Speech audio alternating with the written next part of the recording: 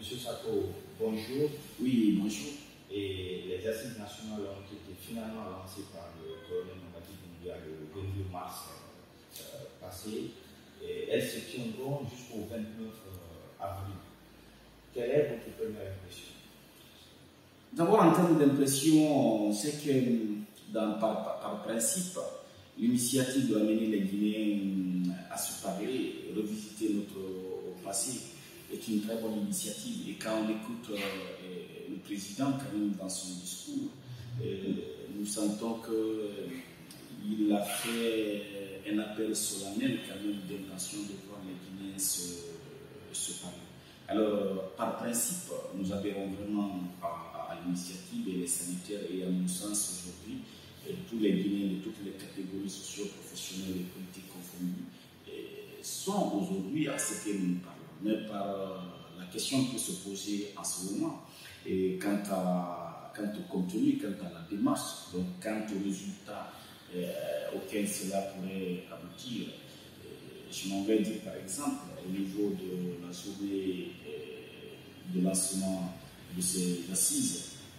Nous avons été à cette cérémonie, croyant quand même qu'on allait sortir de la cérémonie avec une vision claire quand même de ce que c'est ces assises, c'est-à-dire comment elles vont se dérouler, qui en seront les acteurs, qui seront ceux qui vont se parler, et comment la démarche pourrait être déclinée dans le temps mais aussi dans l'espace. Mais très malheureusement, nous n'avons pas eu cela. Ça va être l'élément positif qu'on a tiré dedans, c'est que le président, dans son discours, a annoncé, au-delà quand même de son appel solennel qui vient à se parler, et il a annoncé que le Premier ministre coordonnerait désormais ces assises. Est-ce que ça veut dire que ceux qui ont dénoncé la démarche, ceux qui n'adhèrent pas, qui ne sont pas d'accord, puis trouvent une autre place pour gagner ces élections nationales en raison? Je pense que peut-être la question pourrait se poser autrement. Je ne pense pas qu'il y a des Guinéens aujourd'hui qui ne veulent pas qu'on se parle. Je vois plutôt quand même leur cri de cœur très légitime et je dirais fondé. Parce que c'est vrai, nous en allant à l'appel du ministère de l'administration du territoire à prendre part à la journée de lancement de ces assises, on s'attendait à un contenu mieux. Donc on s'est dit, il ne faut pas s'opposer si vite.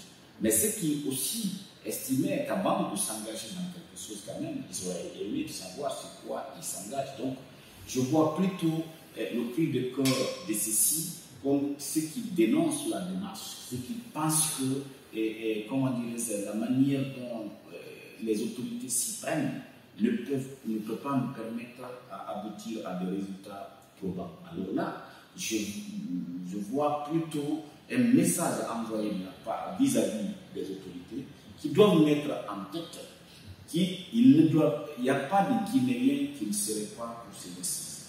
Il y a plutôt des Guinéens qui ne sont pas rassurés. Il y a des Guinéens qui ont besoin aujourd'hui d'avoir tout le contour vis-à-vis de ces assises, de savoir réellement que ces assises sont des assises qui nous permettent d'aboutir à un véritable pardon. Et qui parlent d'un véritable pardon, on se parle, on se dit la vérité, et on parle d'une justice réparatrice. À la suite de cette justice réparatrice, le pardon même va se déclencher de lui-même. Donc, il faut comprendre ces Guinéens, je partage parfaitement leurs préoccupations et leurs réserves, parce qu'il ne faut pas qu'on fasse de ces journées une autre forme de théâtre, une autre forme de rendez-vous juste, je m'excuse du terme, présentiel, simplement. Mais il faut que ce soit un rendez-vous qui nous permet de poser des véritables bases de la réconciliation nationale. Sans pour autant oublier, là où je soutiens également aussi certains qui ont émis des réserves. Parce qu'en Guinée, on est dans le recommencement perpétuel. Nous ne capitalisons pas les acquis du passé. Pour qui connaît le travail qui a été abattu par la commission provisoire de réflexion sur la réconciliation nationale, je vais nommer les deux coprésidents, le grand imam de la mosquée Faisal, Mohamed Salou Kamara et Monseigneur Vincent Koulibaly qui ont conduit les consultations nationales du pendant 3 ans, qui ont abordé tous les aspects de tout ce qui est lié en termes de réconciliation, tous les faits de violence qui devaient être traités dans le cadre des réconciliations nationales. Ils ont fait un travail minutieux de 1958 à 2015. Alors là, ce sont des ressources qui ont été déployées. Ce sont des Guinéens qui ont travaillé sur ça. Et un travail qui a été salué unanimement par tous les Guinéens. On ne doit pas mettre ça dans les tiroirs. Ce qu'il fallait regretter, c'est le fait que le régime passé n'a pas eu le courage de conduire à terme le travail lancé par ceci, par l'application des recommandations. Donc, je comprends par là, il est obligatoire, si nous voulons être sérieux, si nous voulons être responsables, si nous voulons être patriotes, on ne peut pas mettre de côté ce travail. Nous estimons que ce qui devait être fait maintenant, c'est de capitaliser ce travail et de voir quels sont les faits de violence qui ont été enregistrés de 2015 à maintenant là. Travailler sur ça, réactualiser le rapport et lancer un véritable mécanisme de justice transitionnelle. Je dis un véritable mécanisme de justice transitionnelle parce qu'il faut la vérité. La justice réparatrice nous permet d'avoir un pardon conséquent, un pardon qui permet aux Guinéens de se voir en tant que ceux qui ont un partage, un destin commun, ceux qui sont là pas des adversaires ethnico-politiques, mais plutôt des frères qui sont condamnés à travailler ensemble, à mettre leur diversité en commun pour construire cet édifice qui est notre nation. Certains partis politiques, non les moindres, estiment que ce qui est urgent aujourd'hui, c'est l'ouverture d'un cadre de dialogue politique et non la tenue des assises. Êtes-vous d'accord? Et déjà, le cadre de dialogue, nous le réclamons depuis très longtemps, à notre niveau. Nous estimons que le cadre de dialogue est tout à fait d'un autre pan. Les assises vont traiter du passé. Mais le cadre de dialogue nous permet réellement de savoir comment nous voulons conduire cette transition. Mais qu'est-ce que nous voulons faire pendant cette transition? Parce que jusqu'à présent, il faut savoir. Il y a quelqu'un qui me posait la question si je peux dire aujourd'hui que le CNRD a dérouté. Je dis, je ne peux pas dire que le CNRD a dérouté ou il n'a pas dérouté parce que je ne sais pas quelle est la route. Je ne sais pas quel est le chemin. Je ne sais pas à date où nous allons partir. On va commencer par où? On va s'arrêter à quel niveau? Donc, le cadre de dialogue est tout un autre cadre qui permet aux différents acteurs de discuter de la conduite réelle de la transition. Et dans la conduite réelle de la transition, nous, la proposition qu'on a faite, la question d'asseoir les bases d'une réconciliation nationale peut être un élément de ce grand tout que nous devrons discuter dans le cadre de dialogue. Qu'est-ce qui est plus urgent? Le cadre même, on est énormément en retard. C'est déplorable que nous sommes maintenant après 6 mois, que nous ne parvenons pas à dire où allons-nous dans notre transition. Le cadre de dialogue, je peux dire même ça trop retardé pour le cadre de dialogue. On ne parle même pas s'il faut cela dans l'ordre des priorités. C'est parce que c'est quelque chose déjà qui est en retard. Le cadre de dialogue, on se rattrape même. C'est un rattrapage que nous sommes en train de faire. Donc, c'est pour vous dire si c'est une question de priorité entre les deux. Le cadre de dialogue, c'est qu'on est en train de se rattraper parce que beaucoup de temps ont été perdus. C'est inadmissible, c'est incompréhensible que jusqu'à présent, nous ne parvenons pas à définir le contenu et la durée de la transition. Et chaque jour qui passe, la situation, la chance pour un consensus large autour de la durée de la transition, ça m'énuse. Chaque jour qui passe. C'est pour ça que je me dis, qui sont ceux qui conseillent réellement le CNRD pendant tout ça? Je vous avoue, il y a les 3 premiers mois de la prise du pouvoir par le CNRD, une certaine durée serait acceptée en ce moment beaucoup plus facilement qu'aujourd'hui. C'est pour cela que je me demande réellement, est-ce que j'ai la même compréhension? Est-ce que je comprends de la même manière les gens que ceux qui conseillent, ceux qui sont au niveau du CNRD? La question se pose. Parce que chaque jour, je vous dis une fois encore, avec la question de la sûreté de la vie, avec la question des difficultés liées à la gestion, sans parler d'abord de la crise mondiale qui pourrait être déclenchée par la guerre en Ukraine, sans parler de tout cela aujourd'hui, je me dis, pourquoi jusqu'à présent nous hésitons? Pourquoi jusqu'à présent nous avons peur? Pourquoi jusqu'à on joue à quel jeu?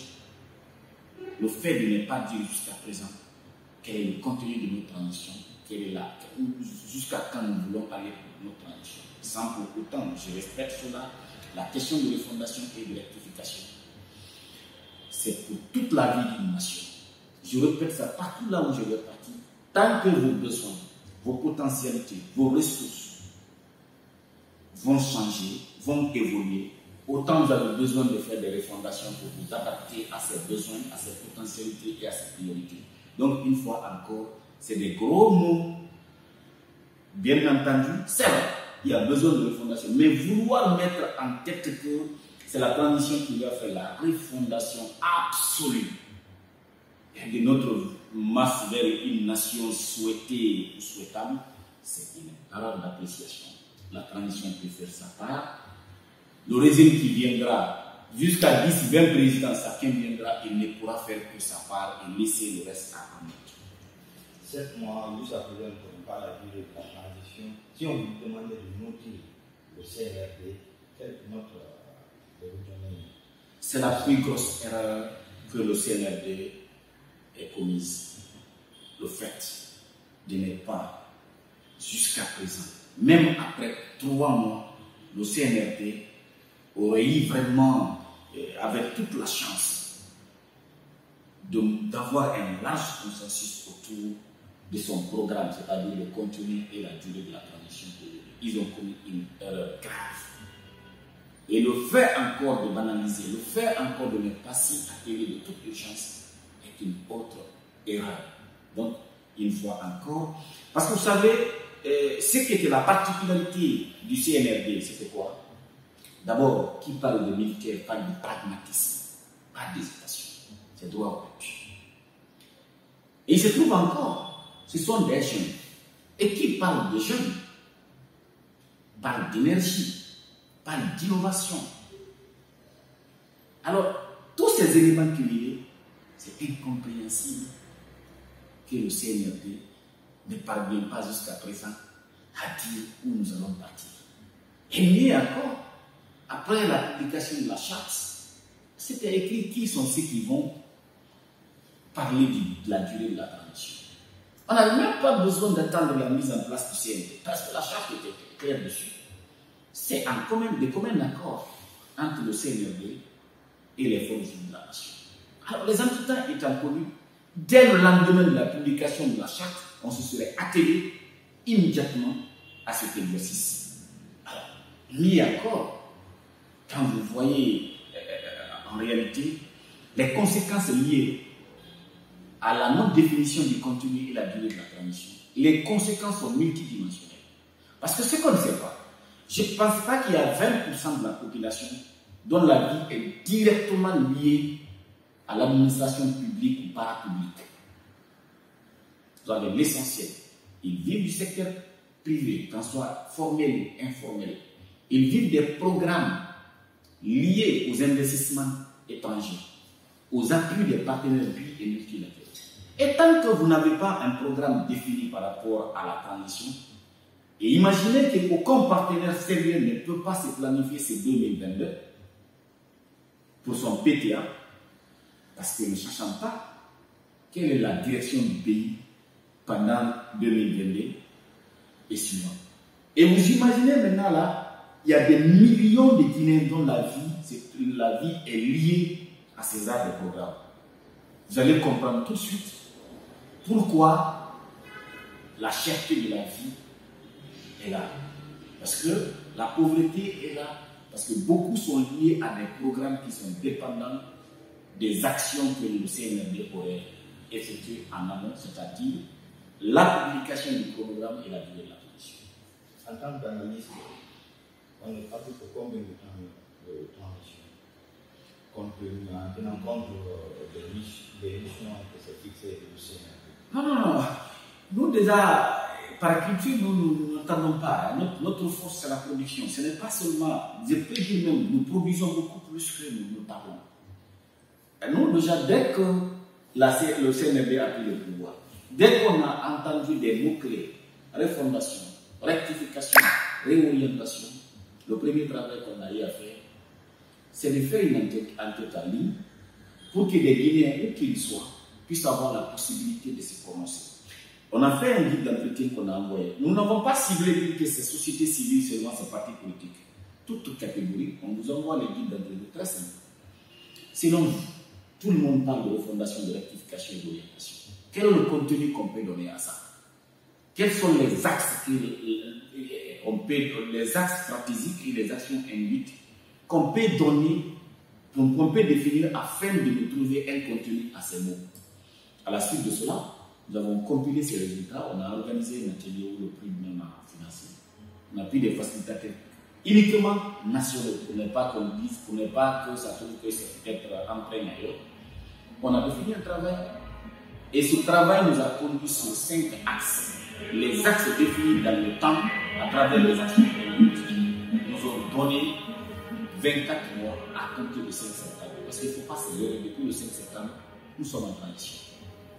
Alors, le CNT a la mission de proposer une nouvelle constitution. Êtes-vous favorable à ce qu'on ramène la constitution de 2010 ou bien qu'on propose une nouvelle constitution? Très bien, pour vous répondre, et dans cette proposition qu'on a eu à faire d'ailleurs, parce qu'il y a les axes, les différents axes, on a l'axe lié, par exemple, où on parle effectivement de l'organisation des différents scrutins pour le parachèvement de la transition dans le référendum. Donc, dans l'axe lié au référendum, vous avez effectivement l'élaboration d'une nouvelle constitution. Là, le conseil qu'on a donné dans ce sens-là, c'est de capitaliser tout ce qu'on a en termes de texte de loi. Qu'en soit constitution, qu'en soit loi organique, tout ce qu'on peut avoir, c'est de voir qu'est-ce qu'on a en termes de matière.